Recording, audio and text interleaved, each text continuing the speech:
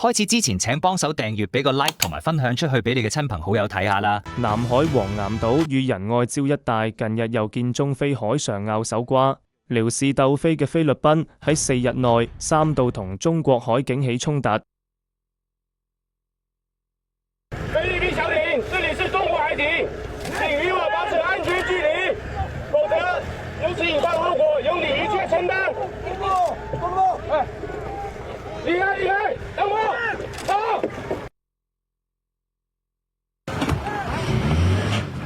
菲律賓小艇，請立，這是中國海警，請立即離開，請立即離開，否則由此引發後果由你承擔。菲律賓小艇，這是中國海警。呢個片段係7月20日爆發嘅嚴重衝突。當日菲律賓多名漁民乘橡皮艇持槍及棍襲擊中國海警輪人員，期間海警人員一再警告對方闖入中國領海，對方則橫蠻揮槍擊打。另一艘橡皮艇嘅漁民就有人拍片，有人向中國海警招手作挑釁狀。菲律賓漁民嘅行動囂張又橫蠻，睇死中國海警執法人員只守不攻。今次爭端由7月20日揭開序幕，而7月21日就係東盟外長會議喺菲律賓馬尼拉舉行嘅時間。美國國務卿魯比奧趁出席會議之機，首度到訪菲律賓。佢人未到，已經喺當地媒體發文指2016年嘅所謂南海仲裁係最終裁決。又話如果南海落入一個將貿易作為地緣政治武器嘅強權手中，美國同東盟國家都將面臨主權、安全及經濟嘅嚴重新威脅。就係呢支號角，吹響咗菲律賓小馬可斯政府嘅南海行動。7月20日，菲律賓擱淺喺仁愛礁嘅爛船有橡皮艇衝向中方巡邏艇下，撩事鬥非後，菲方報稱有人頭部流血要送醫。小馬可斯更召會中國駐馬尼拉外交人員。呢場風波令菲律賓喺東盟外長會議中備受世界矚目，中國則被歪曲成欺弱嘅強權。一番拉鋸後，中國同意菲律賓將傷員送醫。對非狗拐動兩艦進行跟監。菲律賓海警9702船，我是中國海警5308艦，你已進入中國管轄海域，請通報活動意圖和下一步動向。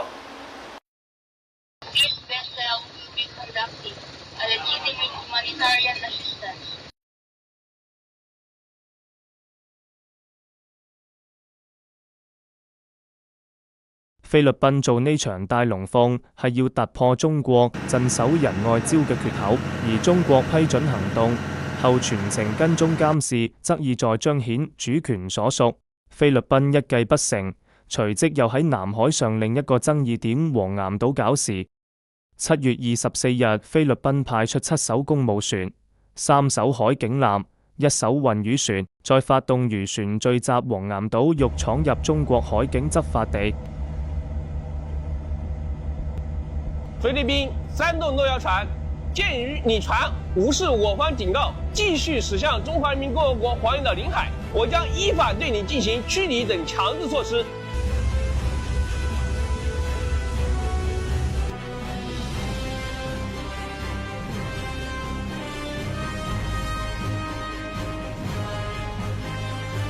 中國海警先警告後，以水炮驅離菲律賓漁船。海警輪喺大軍壓境下堅定反擊，水炮驅逐飛船一幕被菲律賓邀上艦嘅國際媒體記者全程記錄。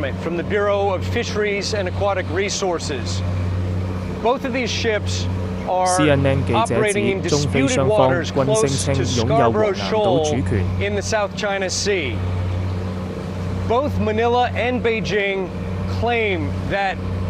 雙方軍艦近距離行駛。CNN 記者喺菲律賓軍艦上做直播時，再三強調目擊中菲軍艦前線行動十分難得。一陣就拍下菲艦被水炮驅離一幕。All right, the Chinese ship has moved within 10 meters of the Philippine boat and is now actually hitting the ship with its water cannon. 菲律賓4日內3度搞事，令南海紛爭急劇升溫，而中方對於南海亂象亦似唔想再忍。